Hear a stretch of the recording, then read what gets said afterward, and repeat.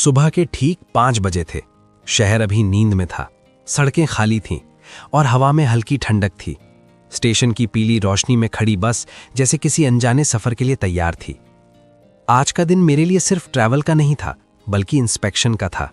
एक ऐसा दौरा जिसमें कागजों से ज्यादा जमीनी सच्चाई देखनी होती है। बस धीरे धीरे शहर से बाहर निकलने लगी। खिड़की से बाहर देखते हुए लगा जैसे इमारतें पीछे छूट रही हैं और जिंदगी का शोर भी उनके साथ दूर जा रहा है। खेत, पेड़, छोटी छोटी चाय की दुकानें, सब कुछ धीरे धीरे सामने आता जा रहा था। ये इलाका मेरे लिए नया था। मैप पर तो सब साफ दिखता है, लेकिन असली हालात सड़क पर उतरने के बाद ही समझ आते हैं। करीब 4 घंटे की यात्रा के बाद हम पहले गांव पहुंचे। बस से उतरते ही मिट्टी की खुशबू आई। सामने पंचायत भवन था, पुराना लेकिन साफ। बाहर कुछ लोग पहले से इंतजार कर रहे थे।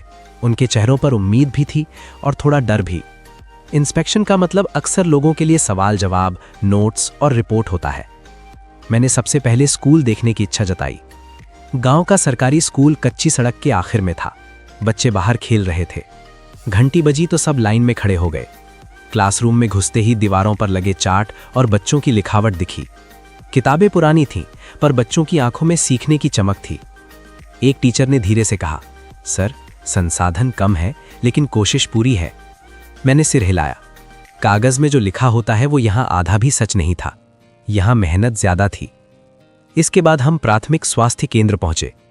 एक छोटी सी इमारत, बाहर दवाइयों की लिस्ट चिपकी हुई। अंदर एक नर्स बैठी थी और एक बुजुर्ग मरीज कुर्सी पर। डॉक्टर हफ्ते में 3 दिन आते थे। रिकॉर्ड सही थे, लेकिन जमीन पर स्टाफ की कमी साफ दिख रही थी। मैंने नोट्स बनाए, लेकिन मन में एक सवाल घूम रहा था, क्या ये बातें रिपोर्ट में सिर्फ लाइन बनकर रह जाएंगी? दोपहर होते होते धूप तेज हो गई। गांव की एक महिला ने पानी दिया, किसी ने छाछ, बिना पूछे, बिना दिखावे के। ट्रैवल इंस्पेक्शन का यही हिस्सा सबसे अलग होता है, जहां आप अफसर नहीं रहते, बस इंसान बन जाते हैं। अगला पड़ाव था एक निर्माणाधीन सड़क। फाइल में लिखा था लगभग पूर्ण, लेकिन जमीन पर सड़क अधूरी थी। कहीं गिट्टी बिखरी थी, कहीं पानी भरा था। ठेकेदार ने सफाई दी, तारीखें बताईं, मौसम का बहाना किया। मैंने कुछ नहीं कहा, बस चलकर पूरी सड़क देखी। पैरों में धूल लगी, जूते भारी हो गए, लेकिन तस्वीर साफ हो गई। शाम तक हम दूसरे गांव की ओर निकल पड़े। रास्ता कच्चा था, गाड़ी हिचकोले खा रही थी। ड्राइवर बोला, सर, बरसात में यहां आना मुश्किल हो जाता है। मैंने खिड़की से बाहर देखा। एक बच्चा साइकिल को कीचड़ से निकालने की कोशिश कर रहा था। वही बच्चा शायद स्कूल जाता होगा, उसी अधूरी सड़क से। दूसरे गांव में एक छोटा आंगनवाड़ी केंद्र था। दीवारें रंगीन थीं, लेकिन छत से पानी टपकने के निशान थे। बच्चों को गर्म खाना मिल रहा था। यह देखकर अच्छा लगा, लेकिन बैठने की जगह कम थी। सेविका ने कहा, सर, जगह और सामान मिल जाए तो बच्चों को और अच्छा मिल सकता है। उसकी आवाज में शिकायत नहीं थी, बस एक उम्मीद थी। शाम ढलने लगी। आसमान नारंगी हो गया। थकान अब शरीर में उतरने लगी थी, लेकिन मन अभी भी जाग रहा था। इंस्पेक्शन सिर्फ टिक मार्क नहीं था, यह जिम्मेदारी थी। रात के लिए हमें ब्लॉक ऑफिस के गेस्ट हाउस में रुकना था। कमरा सादा था, एक बेड, एक टेबल, खिड़की से बाहर पेड़।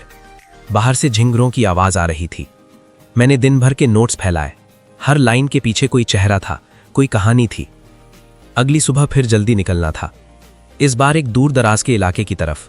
रास्ता और भी कठिन था, कभी पुल, कभी पतली सड़क, कभी जंगल। नेटवर्क गायब था। यहां एक जल परियोजना का निरीक्षण था। फाइल में सब ठीक था, टंकी बनी हुई, पाइपलाइन डाली हुई, लेकिन गांव में जाकर पता चला पानी हफ्ते में सिर्फ 2 दिन आता है। लोगों ने शिकायत नहीं की, बस बताया। मैंने टंकी के पास खड़े होकर सोचा, क्या रिपोर्ट में इसे कैसे लिखा जाएगा? आंशिक रूप से कार्यरत या सुधार आवश्यक? शब्द आसान होते हैं, समाधान मुश्किल। दोपहर में हम वापस लौटने लगे। गाड़ी में सन्नाटा था, सब थके थे। बाहर पहाड़, खेत, नदी, सब पीछे छूट रहे थे। ट्रैवल का यही सच है, आप जगह छोड़ देते हैं, लेकिन जगह आपके साथ चलती रहती है।